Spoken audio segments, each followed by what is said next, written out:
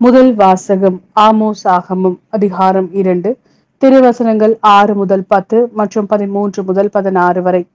ஆண்டவர் கூறுவது இதுவே: இஸ்ரேல் எண்ணற்ற குற்றங்கள் செய்ததற்காக நான் கொடுத்த தண்டனை தீர்ப்பை மாற்றவே மாட்டேன். ஏனெனில் அவர்கள் நேர்மையாளரை வெள்ளி காசுக்கும் வறியவரை இரு காலணிக்கும் விற்கின்றார்கள். ஏழைகளின் தலைகளை மண்ணில் புழுதிப்பட மிதிக்கின்றார்கள். ஒடுக்கப்பட்டோரின் நெறியை கெடுக்கின்றார்கள். மகனும் தந்தையும் ஒரே பெண்ணை கூடி என் திருப்பெயரை களங்கப்படுத்துகின்றார்கள்.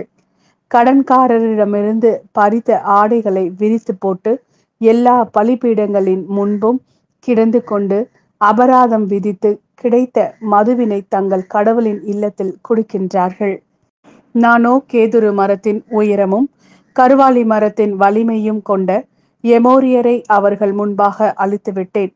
மேலே அவர்களுடைய கனிகளையும் கீழே அவர்களுடைய வேர்களையும் அழித்துவிட்டேன். மேலும் எகிப்து நாட்டிலிருந்து உங்களை அழைத்து வந்து 40 ஆண்டுகள் பாலை நிலத்தில் உங்களை வழிநடத்தி எமோரியர் நாட்டை நீங்கள் உரிமை சொத்தாக்கிக் கொள்ள செய்தேன்.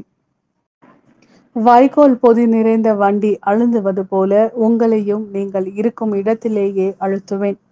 விரைந்து ஓடுகிறவனும் தப்ப முடியாது. வலிமையுள்ளவனும் தன் வலிமையை இழந்து விடுவான். வீரனாலும் தன் உயிரை காத்து கொள்ள முடியாது. வில்லேந்தும் வீரன் எதிர்த்து நிற்க மாட்டான். விரைந்தோடுபவனும் தன்னை காப்பாற்றி கொள்ள மாட்டான். குதிரை வீரனாலும் தன் உயிரை காத்து கொள்ள முடியாது. அந்நாளில் வலிமை மிக்கவர்களுள் நெஞ்சுரம் கொண்டவன் கூட படைக்கலன்களை தூக்கி எறிந்து விட்டு ஓடுவான் என்கிறார் ஆண்டவர். இது ஆண்டவரின் அருள்வாக்கு. இறைவா, உமக்கு நன்றி. மத்தேயு எழுதிய நற்செய்தி அதிகாரம் 8 திருவசனங்கள் 18 முதல் 22 வரை.